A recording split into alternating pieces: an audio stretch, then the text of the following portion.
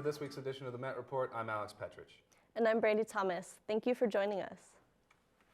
The Aurelia Campus Police Department is conducting a search for the new chief of police, and they're looking to get the input of students from all 3 colleges.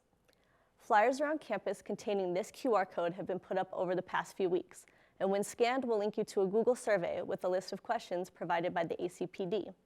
These questions are meant to discern what students are looking for in the next police chief. The ACPD will also be hosting roundtable discussions on Monday and Thursday of next week, where students can voice their needs in a public forum.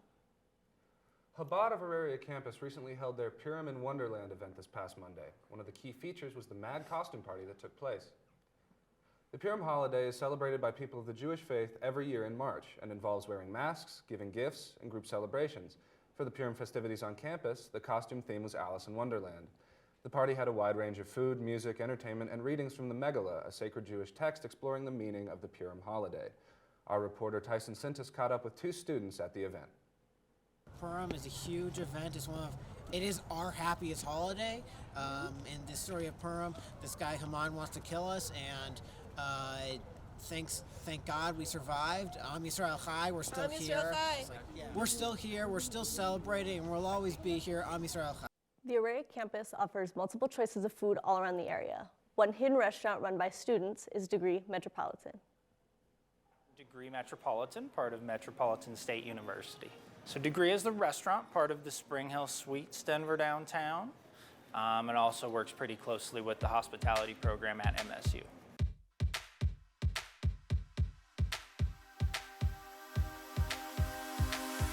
So it's a great place to learn. You're with a bunch of like-minded people who like to be in hospitality, like to provide customer service. You're learning about it as a career, and you get to work it and see how the job actually is. You can only learn so much in a classroom. I think I always learn better like hands-on.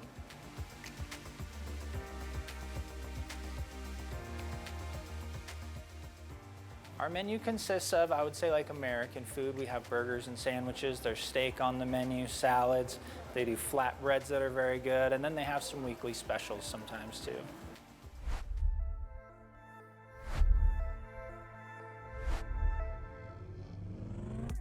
For where I work right now is great because my degree is in hospitality leadership, so I get to work with guests and customers all the time and just have a first-hand experience.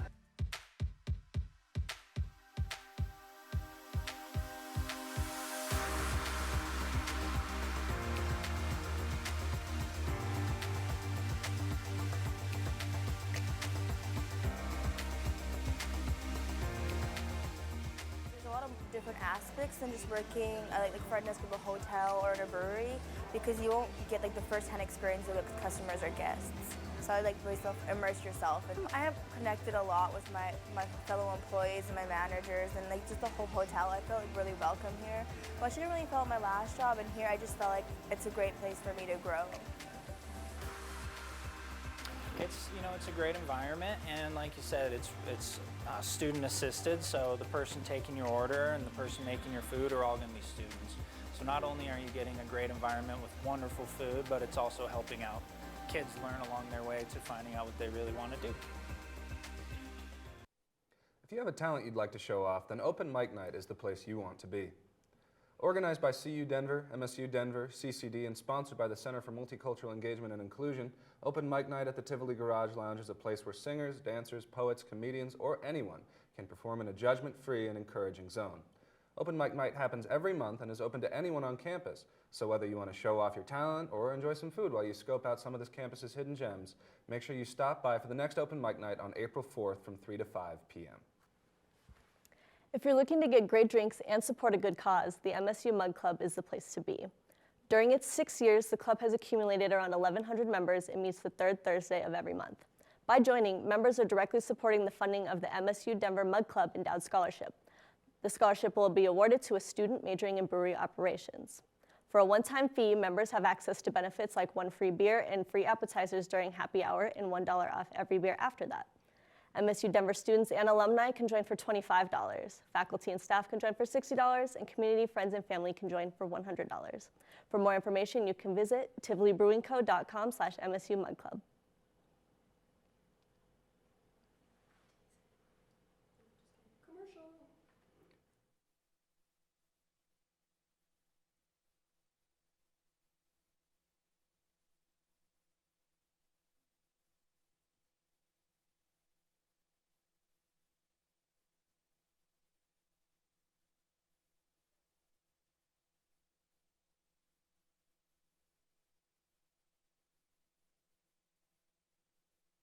dad? Being a dad can be transformative, but also a lot of fun.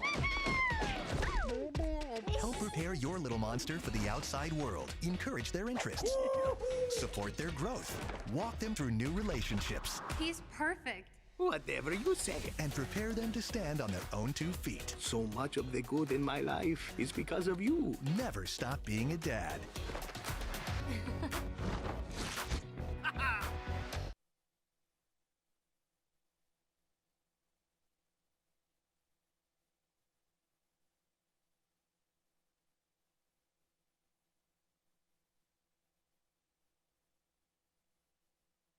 COVID-19 has been a really long and difficult fight. It's definitely taken a toll on all of us. Right now, new variants are a lot more contagious and need to be taken seriously. Getting vaccinated and staying boosted is the best way to keep you protected from COVID-19 and help you stay out of the hospital. Even if you got COVID before, it's important that you go get your COVID booster. COVID shots are safe. Much safer than getting the virus. We can all do our part.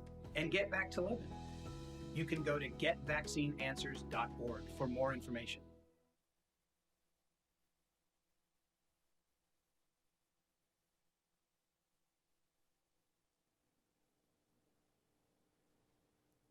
On Friday, the 3rd of March, hundreds of students from Denver's East High School gathered at the Capitol to call attention to gun violence in response to the recent death of a teenager at the school. 16-year-old Luis Garcia, a junior at East, was shot at 17th and City Park Esplanade, less than a block away from the entrance to the school. While police brought in 2 underage suspects, there is still no consensus as to the culprit or the motive behind the murder. Only the weapon, a handgun, is known. The students walked out of class in protest on Friday morning, marching down Colfax to the Capitol. With Colorado no stranger to mass shootings, the tragedy was met with a heightened sense of outrage and demand for action. On Wednesday, the city held a groundbreaking ceremony for a new project in South Denver, which aims to provide affordable housing for new residents. The new complex will be built in the Virginia Village neighborhood just south of Glendale, featuring 151 units at more affordable prices than the city average. The project is part of a new city ordinance which requires developers to provide more affordable housing if their project exceeds 10 or more units. Service to Auraria campus from Denver's main transit agency, RTD, has shifted quite a bit over the years. The many changes have altered how students use the service. But to what degree does RTD impact the choices and lifestyle of our students? Our reporter, Brendan Gillis, went to the distance for the story. Are you a student on Auraria campus? If so, you've probably taken either the bus or the light rail to get to campus at some point. Students who go to Auraria commonly use transit as their means to get to and from their house onto school. And that kind of had me thinking, just how easy does RTD make it to get from point A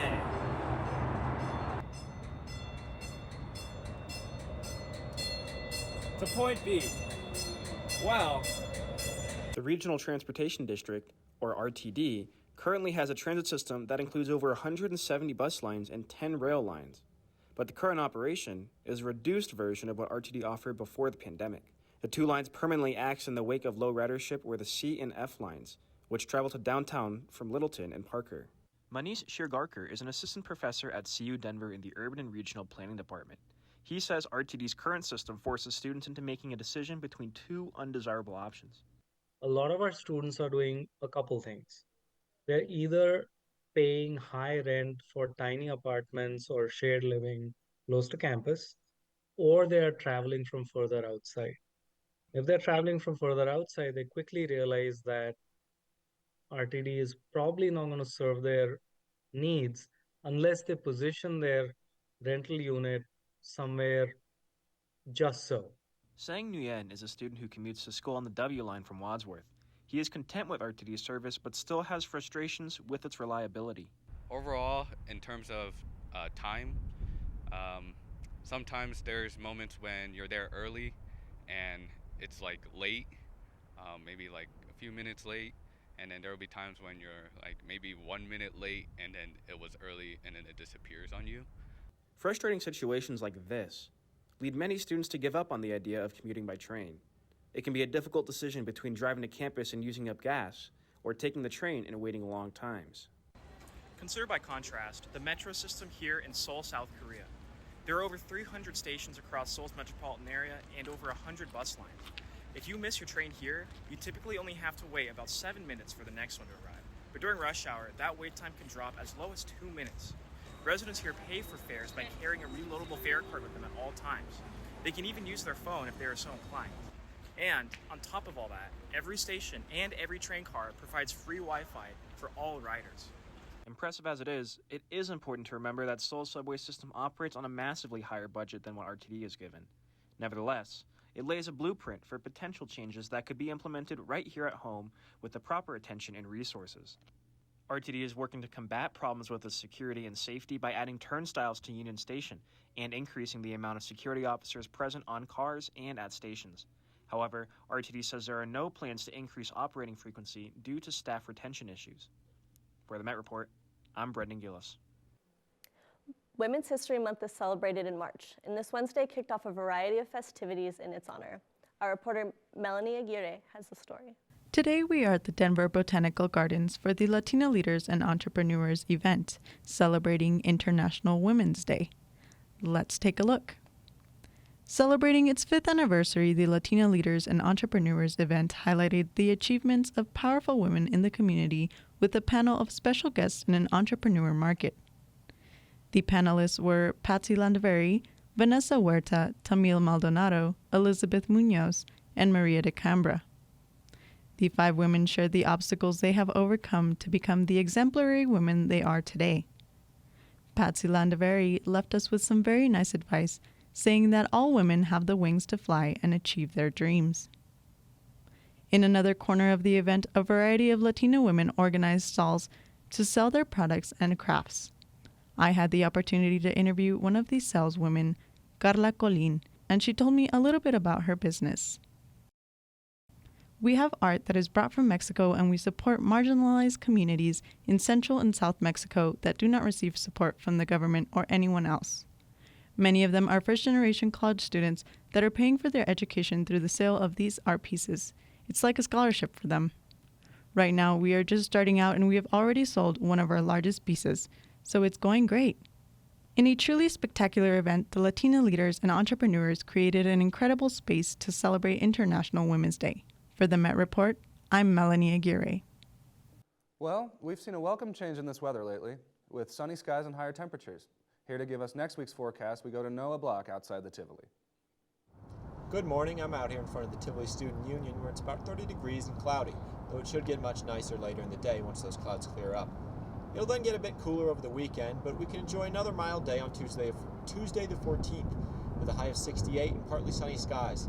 As usual, the Colorado weather is very tumultuous, so don't be surprised if we catch some light snow on Thursday and hopefully not Wednesday again, which will be rainy and top out in the high 50s. As always, enjoy it while it lasts, and I'll catch you next time. Back to you guys at the desk. New York, new rules. The next chapter begins as Ghostface carves out his place in the Big Apple. Starring Melissa Barrera, Jenna Ortega, Jasmine Savoy Brown, Mason Gooding, Hayden Panettiere, Dermot Mulroney, and Courtney Cox in theaters March 10th. It's for you. Strange that you and I have never spoken on the phone. This is long overdue.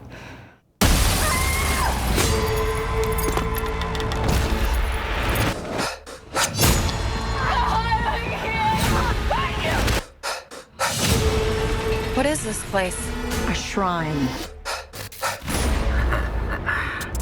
Did you miss me?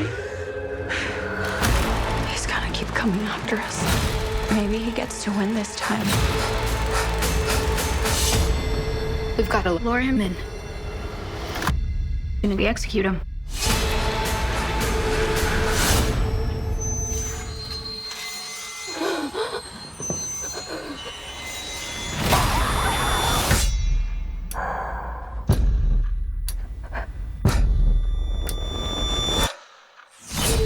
Scream. I hear you're a horror fan. It's been said. Everywhere Friday. We have partnered with Paramount Pictures and Spyglass Media Group to offer one lucky viewer a Scream 6 prize pack. Head to our website and social media pages to enter to win. So, what are you guys' favorite horror movies? I love the Scream franchise, and I'm just really excited to see Jenna Ortega. Oh, nice. Me too. I think I'm excited to see how Courtney Cox does in this. Too. Well, stay tuned, because after the break, we'll have Cece with politics.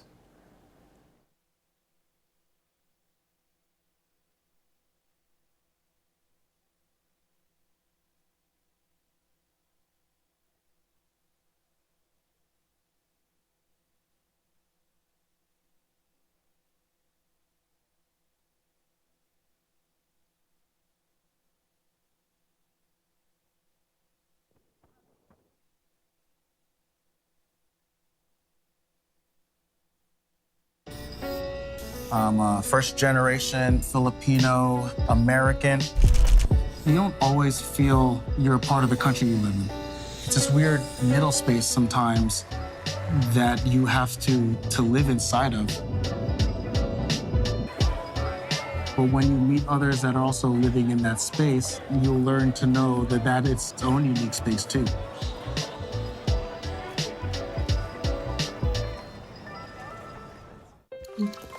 Okay, here we go. 3, 2, 3, 2, 1. COVID-19 has been a really long and difficult fight. So when we start talking about COVID, I completely get it. It's frustrating. We've all been impacted one way or another. The fight against COVID is also changing really quickly. And it's sometimes really hard to keep up. So here are a few things we know. We are not fighting the same virus from 2020. Right now, new variants are a lot more contagious and need to be taken seriously. Getting vaccinated and staying boosted is the best way to keep you protected from COVID-19 and help you stay out of the hospital. Even if you got COVID before, It's important that you go get your COVID booster. COVID vaccines are safe, Much safer than getting COVID-19. We all want this to end sooner than later. so go ahead and do things. Go out and live your life, but get vaccinated. Stay boosted. We can all do our part. and get back to living. You can go to getvaccineanswers.org for more information.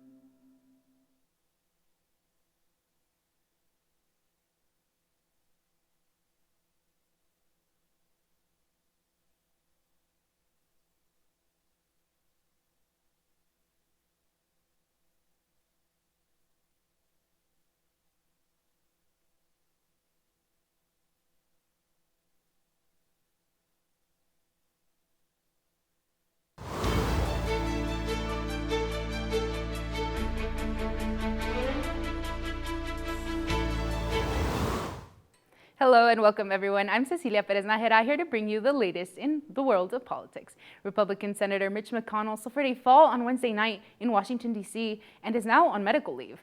The 81-year-old Senate Minority Leader was out at dinner for an event hosted at the Waldorf Astoria Hotel near Capitol Hill in Washington. Shortly after tripping and falling on his way out, McConnell was taken to the hospital at George Washington University, just a short drive away on the other side of the White House. The senator suffered a concussion, but as of Thursday afternoon, no serious injuries have been reported.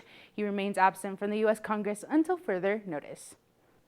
Vice President Kamala Harris made a visit right here to Denver this past Monday. The VP flew in to speak briefly about the actions being made to combat climate change in Colorado, as well as on a national scale. She spoke to a select group of attendees and press at the Arvada Center for about half an hour in the afternoon. She was joined by Colorado Representative Brittany Petterson of Colorado's 7th District. Together, they spoke about plans proposed by the Biden administration to fund climate change prevention in the state. The visit is a part of a planned tour for Harris across the United States. This was Harris's first time coming to Colorado in almost 2 years. Gun violence is a prevalent issue throughout the United States, and on Wednesday, legislation advanced through the Colorado General Assembly aimed at gun control. Our reporter, Maya Intep, was at the Capitol on Wednesday, and here's what he found out. I'm inside the state capitol where the Senate Veterans Military Affairs Committee are hearing 3 large gun bills. I was able to sit in on the committee and interview a few lawmakers on the policy. Let's take a look to see what they had to say. The Senate State Affairs Committee generally considers matters concerning elections, campaign finance, military veterans affairs, and other subject areas related to state government. On Wednesday, there were 3 major bills introduced into the state Senate Veterans and Military Affairs Committee. These bills included SB 23-168 concerning gun violence victims' access to judicial systems. Current law limits product liability actions against manufacturers of firearms and ammunitions to situations in which there was a defect in the design or manufacture of a firearm or ammunition. This bill repeals that limitation. I was able to speak to Senator Jaquez Lewis, a prime sponsor of the bill. Hi, I'm Senator Sonia Jaquez Lewis. I'm from Senate District 17. And I am one of the sponsors on Senate Bill 168, which is the Victims Access to Justice bill. It's super important in this day and time because it gives us the underlying basis to get rid of the firearm special protection, special immunity that is happening in Colorado right now. And we must give victims access to their day in court. And right now in Colorado, they can't do it unless we pass this bill. In addition to SB 23-168, SB 23-170 was introduced concerning the extreme risk order protections, expanding the list of who can petition for an extreme risk protection order, which results in individuals losing access to firearms potentially after going through proceedings. This bill also requires the Office of Gun Violence Prevention to expend funds on educating the public regarding the availability of and process for requesting an extreme risk order protection. The final bill debated in the Senate Veterans Affairs Committee was SB 23-169, increasing the minimum age to purchase firearms from 18 to 21 in Colorado. I was able to speak with one gun violence prevention advocate and survivor on the issues. Here's what she said. Why we're here to represent all the people who have been impacted by gun violence and to recognize that gun violence is a public health issue. In fact, it's the #1 cause of death for all teens and all youth and all children across the United States of America. It's time to do something. It's time to act. And today, we continue on that course. These bills will continue on to the House if they get passed and then on to be signed by the governor. To follow these bills as they progress through the House and Senate and find out more information on your local legislature, please go to www.leg.colorado.gov. Denver police are instituting a new program to track stolen vehicles using GPS data. In recent years, Colorado has ranked first for auto theft in the country, and the Colorado Auto Theft Prevention Authority stated earlier this year that such thefts actually went up in 2022. As part of an effort to combat the epidemic of stolen cars, as well as track ones that have already been stolen, DPD is putting into practice a voluntary program known as Denver Track, which is similar to services with the same purpose in other major cities, such as Chicago. The registration form is available on the Denver City website now. Though some may be wary of giving away GPS data to a government agency, others see it as a step forward for safety. That's all I've got for you this week. Stay tuned, because right after the break, we have Kyran with sports.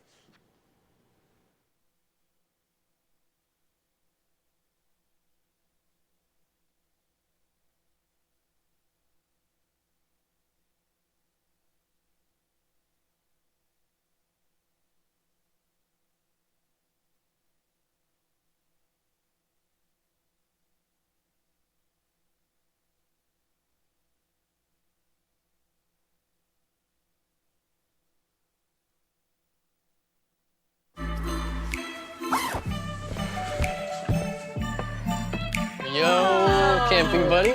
Okay, you guys ready? Dude, I thought you were driving. I thought you were driving. Oh, I never said I was driving. I definitely can't drive.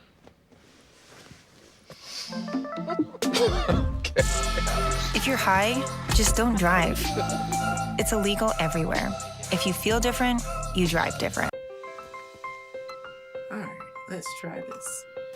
COVID has been a really long fight, and it's been especially tough on kids. It's been a rough transition for all of us. Right now, as a father, I want to give the best tools to protect my kids.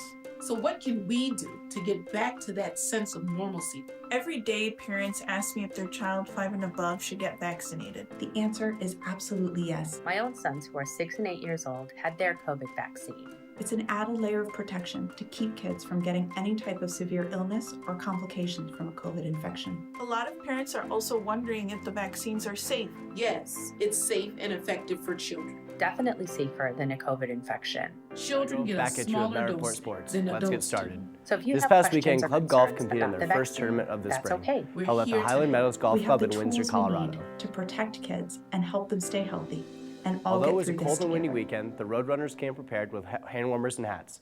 It was a tough course with a lot of hazards in OB areas. Although, after the weekend was through,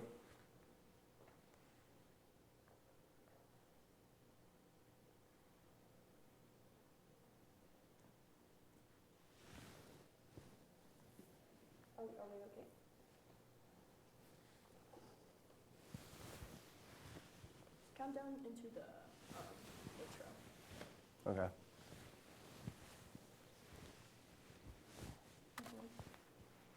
Right. Cool. You're gonna go from intro right into the. Yeah, just give me a countdown when I go. From 5, yeah.